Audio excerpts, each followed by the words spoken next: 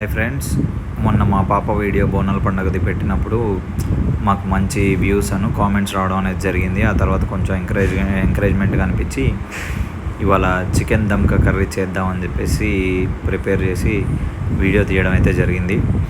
So ఇవాళ మా chicken దమ్కా curry ఎలా ఉంటుందో ఒకసారి ప్రాసెస్ చూడండి.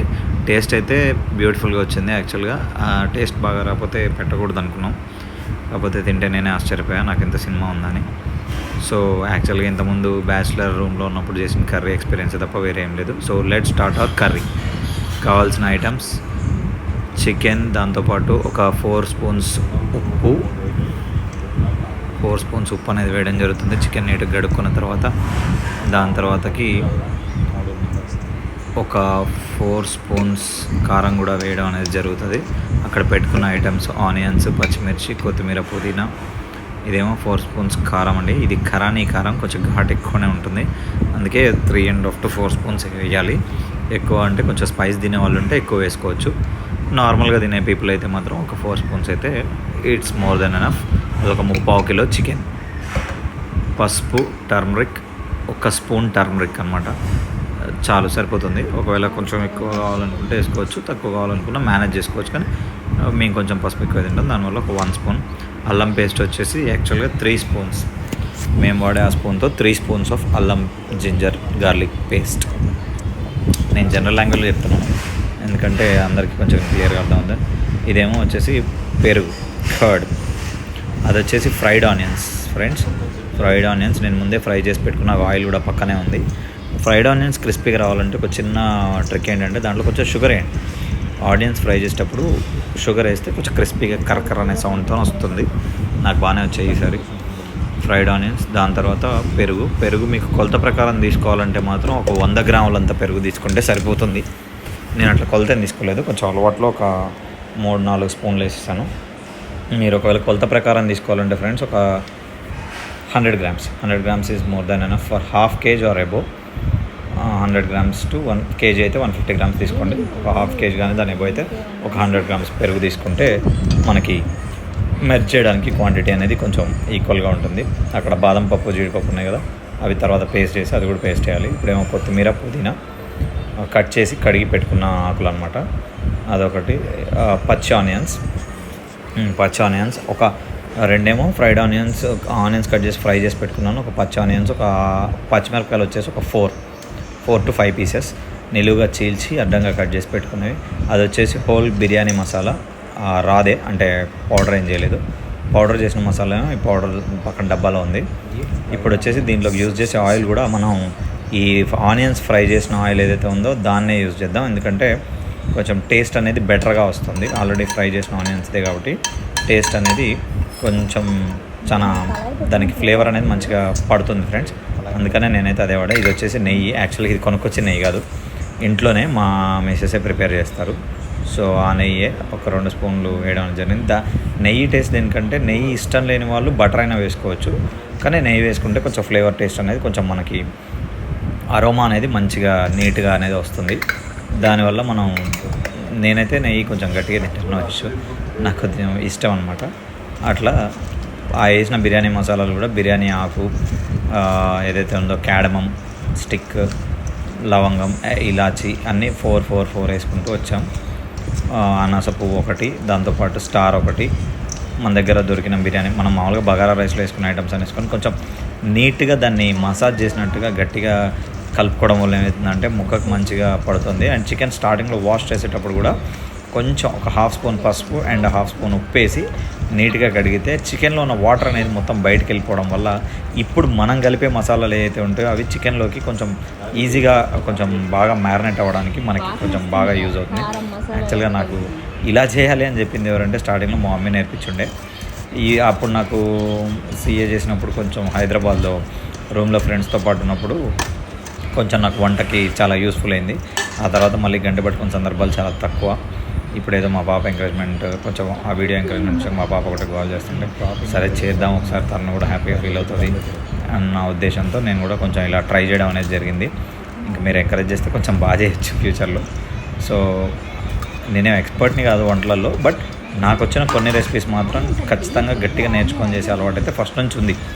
అండ్ టేస్ట్ కూడా ఇప్పటిదాకా అయితే బాగాలేదని అయితే ఎవరు చెప్పలేదు. పెళ్ళైన కొత్తలో మామిడి దగ్గర నుంచి అప్పుడు చేస్తుండగా సరదాగా నేను ఎక్కువగా వంట చేసిన సందర్భాలు అంటే మ్యాక్సిమం కరోనా టైంలో ఇంక అప్పుడు ఏం పని ఉండేది కాదు. ప్రశాంతంగా ఎప్పుడో ఒకసారి లాక్డౌన్ వదిలినప్పుడు ఇలానే తెచ్చుకొని సొంత ప్రయోగాలు చేస్తుండే. ఒకసారి ఒక 1 కిలో మటన్ తెస్తే మాడిపోయింది కూడా. ఆ తర్వాత దాన్ని బయటపడేయాల్సి వచ్చింది. సో ఇది వచ్చేసి అయితే చికెన్ మసాలా మామూలుగా మార్కెట్లో దొరికేదే, కొంచెం ఫ్లేవరిష్ కోసం యాడ్ చేస్తున్నాను. ఇదేమో ఇందాక చూపించిన గరం మసాలా ఐటమ్స్ ఉన్నాయి కదా, అది పౌడర్ చేసి మా ఆవిడ ఆల్రెడీ స్టోర్ చేసి పెట్టుకుంది కదా, అదొక 1/2 స్పూన్. ఎక్కువ వేసుకోమాకండి, కొంచెం ఘాటు ఎక్కువ ఉంటుంది. మా ఇంట్లో చేసింది అయితే కొంచెం. ఇదేమో జీడిపప్పు, బాదం పప్పు, కొబ్బరి, పచ్చి కొబ్బరి పేస్ట్ చేసిన మా లిక్విడ్ అనేది ఎట్లా వచ్చిందంటే కొంచెం లైట్గా ఒక 2 స్పూన్స్ 3 స్పూన్స్ వాటర్ వేసి దాన్ని పేస్ట్ చేసింది కదా, అదంతా కూడా వేసి మిక్స్ చేసేది దేనికంటే. సో ఈ ఫ్లేవర్స్ అన్నీ దేనికంటే ఇప్పుడు మనం వేసిన ఈ బాదం పప్పు గ్రేవీ ఒకటేను మీకు కొంచెం టేస్ట్ కూడా నీట్గా వస్తుంది. ఎందుకంటే ఈ దమ్కా చికెన్లో ఏమవుతుందంటే జనరల్ చికెన్ కర్రీలో లాగా మనం ఆయిల్ వేడి చేసి ముందు పచ్చిమిరపకాయలు ఉల్లిపాయలు వేసి ఫ్రై చేయం కదా. ఇది బ్యాచిలర్స్కి యాక్చువల్గా బాగా యూజ్ అయ్యేది ఏంటంటే మొత్తం ఐటమ్స్ అన్నీ ఒకేసారి కలిపి ఒక 1/2 అవర్ to 1 అవర్ మ్యారినేషన్కి పక్కన పెట్టేసుకొని దాని తర్వాత మనం డైరెక్ట్గా దీనికి ఒక సిల్వర్ ఫాయిల్ చుట్టేసి పొయ్యి మీద పెడితే ఆటోమేటిక్గా అది స్లో ఫ్లేమ్లో ఒక 1/2 అవర్ ఉంచితే నీట్గా దాంట్లో ఉన్న వాటర్తోనే అది నీట్గా కుక్ అవడం అనేది జరుగుతుంది యాక్చువల్గా. సో బ్యాచిలర్స్కి మ్యాక్సిమం ఈజీ అవుతుంది. ఎందుకంటే ఎప్పుడేం మాడిపోతాయో అర్థం కాకుండా ముందేసి తర్వాతకి ఇబ్బంది పడకుండా మొత్తం అన్నీ ఒకేసారి నీట్గా ఫ్లేవర్ టెక్స్చర్కి తగ్గట్టుగా మిక్స్ చేసి పెట్టుకొని దాన్ని ఒక 1/2 అవర్ to 1 అవర్ జస్ట్ అట్లా పక్కకు పెట్టేసుకుంటే మనకేమవుతుందంటే అదంతా బాగా పట్టుద్ది. తర్వాత ఒక 2 నిమ్మకాయలు ఫ్రెండ్స్, అవి 2 నిమ్మకాయల నుంచి తీసిన నిమ్మకాయ జ్యూస్ అంటారు కదా, నిమ్మకాయ రసం, అది ఆ నిమ్మకాయ రసం కూడా వేసుకుంటే ఈ నిమ్మకాయ రసం మనకి ఎలా హెల్ప్ చేస్తుంది అంటే ఘాటు కానీ ఏదైనా ఉంటే దాన్ని కొంచెం మంచి టేస్ట్కి అంటే ఒక స్వీట్ ఫ్లేవర్ లాగా టేస్ట్కి మంచి నీట్గా తయారవడానికి మనకి బాగా యూజ్ అవుద్ది. అండ్ ఘాటును కూడా చాలా వరకు ఇది కవర్ చేస్తుంది, కర్రీకి కూడా మంచి ఫ్లేవర్ ఇస్తుంది.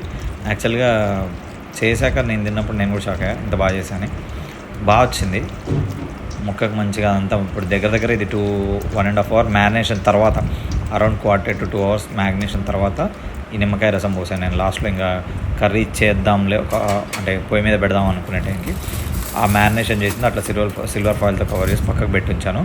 దాని తర్వాత ఏ గిన్నెలో అయితే మనం కర్రీ వండుదాం అనుకుంటున్నామో ఆ గిన్నెలోకి ఈ కర్రీ మొత్తం కూడా మనం చేసింది మొత్తం కూడా ఏం చేస్తామంటే తీసి దాంట్లో వేసేసుకుంటాం. దాంట్లో మంచిగా నీట్గా మొత్తం అంతా జాగ్రత్త కింద పడకుండా అంతా దాంట్లో వేసేసుకొని వేసేసుకుంది మొత్తం నీట్గా ఉడిచేసేసుకున్న తర్వాత దాన్ని మనం నీట్గా మళ్ళీ ఒక సిల్వర్ ఫాయిల్తో కవర్ చేసి దాని మీద ఒక మూత అంటూ పెట్టడం అనేది జరుగుతుంది. ఏం లేదు, దాంట్లో ఉన్న ఈ మసాలా అరోమా ఫ్లేవర్స్ అయితే ఉన్నాయో అవన్నీ స్మెల్ అనేది బయటికి పోకుండా దాన్నే దమ్ అంటారు కదా. ఇప్పుడు నార్మల్ కర్రీకి మనకి దమ్ దానికి తేడా ఏంటంటే, ఇప్పుడు బగారా రైస్ వండుకునే వాళ్ళు ఉంటారు, దమ్ బిర్యానీ అంటే ఏంటి, మొత్తం కర్రీ పచ్చికూర పెట్టేసి పైన రైస్ పెట్టేసి దాంట్లోనే ఆ మసాలా ఫ్లేవర్స్ అన్నీ కూడా రైస్కి పట్టిస్తాం కదా. సేమ్ కాన్సెప్ట్లో ఈ మ్యారినేట్ చేసిన ఈ మసాలాకున్న మంచి అరోమా అంతా కూడా బయటికి పోనీయకుండా ఆ కర్రీకే పట్టేలాగా దీన్ని దమ్ పెడతాం అనమాట మనం. అలా మొత్తం దాంట్లో పెట్టేసి దాన్ని నీట్గా సర్దేసుకొని ఇంకా దాన్ని మనం వేరే ఆయిల్స్ కానీ టెక్స్చర్స్ కానీ ఏమీ యాడ్ చేయాల్సిన అవసరం ఉండదు. దాన్ని అట్లా మంచిగా మొత్తం సెట్ చేసేసి దానిపైన మళ్ళీ ఒక చిన్న సిల్వర్ ఫాయిల్ తీసేసుకొని ఆ సిల్వర్ ఫాయిల్తో యాక్చువల్ నేను చేయగడుకోవడానికి వెళ్తున్నాను బయటికి, కడుక్కొని వచ్చాక మంచిగా అట్లా సిల్వర్ ఫాయిల్ ఒకటి తీసుకొని దాన్ని నీట్గా కట్ చేసి ఆ సిల్వర్ ఫాయిల్ని దానికి మంచి నీట్గా అటాచ్ చేయడం అనేది జరుగుతుంది. అలా నీట్గా అట్లా సిల్వర్ ఫాయిల్ ఒకవేళ మన దగ్గర అవైలబిలిటీలో లేదు అంటే మైదాపిండి ఉంటుంది కదా, మైదాపిండి బియ్యపిండి, ఆ పిండితో పైన అట్లా చుట్టులాగా పెట్టేసి పైన ఒక ప్లేట్ పెట్టండి. దాని ఎజెండా ఏంటంటే దాంట్లో ఉన్న గాలి అనేది బయటికి పోకూడదు. పోకపోతే ఏంటంటే ఆ ఉబ్బకి, అంటే మనం సన్న మంట మీద కుక్ చేస్తాం కదా, ఆ ఎయిర్కి అదేమవుతుందంటే మంచిగా నీట్గా ఉడికిపోతుంది ముక్క అనేది. మనకి ఈ రసం పట్టేసిన ముక్క అనేది నీట్గా ఉడికిపోద్ది ఒక గాలి బయటికి పోకుండా ఉంటే. నేను నాకు వచ్చిన ప్రయత్నం అంతా చేసి దాన్ని మొత్తానికి అయితే కవర్ చేశాను.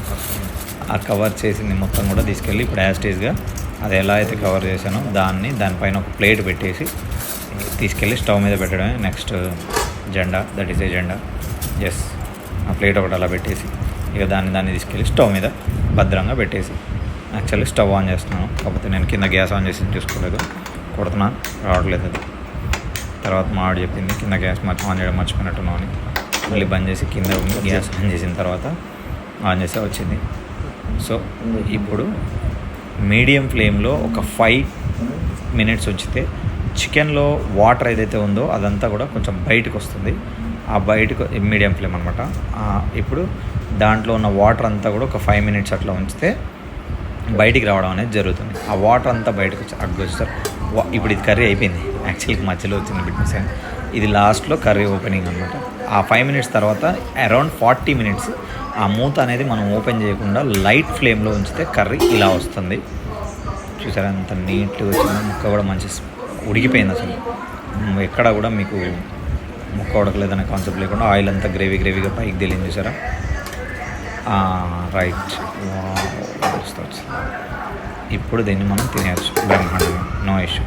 కింద మంట బంద్ చేసేసి ప్లేట్లో పెట్టుకొని నేను తినడానికి రెడీ అయిపోయాను. యాక్చువల్గా ఇది ఫస్ట్ టేస్ట్ చేసేటప్పుడు వీడియో నేను వేసుకున్నాను, కానీ నిజంగా చెప్తున్నా ఫ్రెండ్స్, కర్రీ మాత్రం ఏకదమ్ వచ్చింది, సూపర్గా వచ్చింది. మీరు ఒక్కసారి వండుకొని తిని ట్రై చేయండి. నేను చెప్పింది నిజం కాకపోతే కామెంట్లో నన్నే ఇష్టం వచ్చినట్టు తిట్టండి, నేను వద్దనట్లే. కానీ కర్రీ మాత్రం సూపర్గా ఉంది. ప్రతి బ్యాచులర్ కూడా ఒక అమ్మ నేర్పితే యూజ్ అయ్యే కర్రీ, అంటే నాకు యూజ్ అయింది కాబట్టి చెప్తున్నాను.